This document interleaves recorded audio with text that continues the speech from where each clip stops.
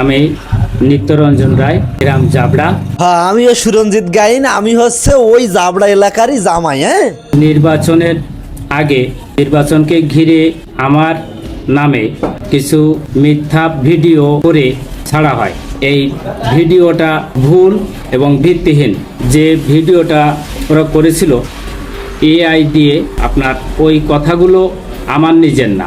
আচ্ছা, thank you so much কাকু। তো আমি একটা কথা বলতে চাই, আমি ওই এলাকার জামাই যেহেতু যদি এই ভিডিও এআই দিয়ে তৈরি হয়ে থাকে, যদি এই কথাটা আপনার না হয়ে থাকে, আর যদি এটা কোনোভাবে প্রমাণ করতে পারেন, আমি ওই আপনার জাবড়া থেকে ল্যাংটো হব, মানে শরীরে কিছু থাকবে না, গেঞ্জি জামা জাঙ্গি, তারপরে ছোট প্যান্ট বড় প্যান্ট কিছু থাকবে না, পায়ে জুতোও থাকবে না, আমি ল্যাংটো হয়ে দণ্ডি খাট্টি সারা ডুমুরিয়া ঘুরবো।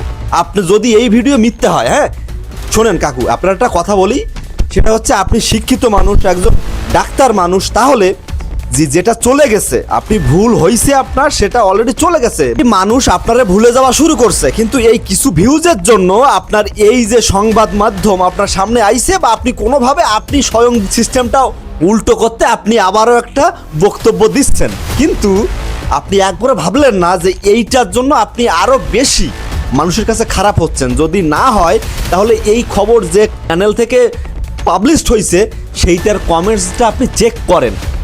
মানুষ ভুল করে, আপনি ভুল করছেন, ওকে ফাইন, আপনার মানুষ ভুলে গেছে, কারণ ভোট শেষ, সবাই সব কিছু ভুলে গেছে, কিন্তু আপনি যখন এটা আবার ওই যে গুঁতো মারলেন, তখন আবার আপনারে মানুষ খারাপ করা শুরু করবে। আপনার ওই ফুটেজটা কিন্তু একদম নর্মাল ছিল, কেউ ঠিকমতো আপনারা চিনতেও পারতেছিল না, কিন্তু আপনি যে খবরটা করলেন একদম ফুল এইচডি ক্যামেরাতে, মানুষ আপনারা আরও খারাপ বলতেছে।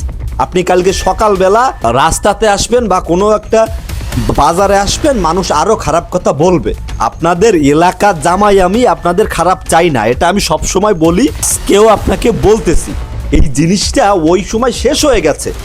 আপনি যখন এসব কথা আবারও বলতেছেন, খারাপ ভালো মানুষ থাকে, বুঝছেন, একটু ঠান্ডা মাথায় ডিপলি ভাবুন, আর সুস্থ থাকুন, ভালো থাকুন, আর এই ঝামেলাটা এইখানে শেষ রাখেন, নাইলে এর পরে মানুষ হাসবে। আপনি একটা ডাক্তারের ডিসপেন্সারির মধ্যে আপনি এই কথাগুলো বললেন, কিন্তু কথাগুলো মিথ্যা কথা বলতে হয় না, মিথ্যা বলা খুব খারাপ কাজ। আর আপনাদের মতো শিক্ষক বা ডাক্তারদের মুখ থেকে যদি মিথ্যা আসে, আগামী প্রজন্ম ধ্বংস হয়ে যাবে। ভালো থাকুন, নমস্কার।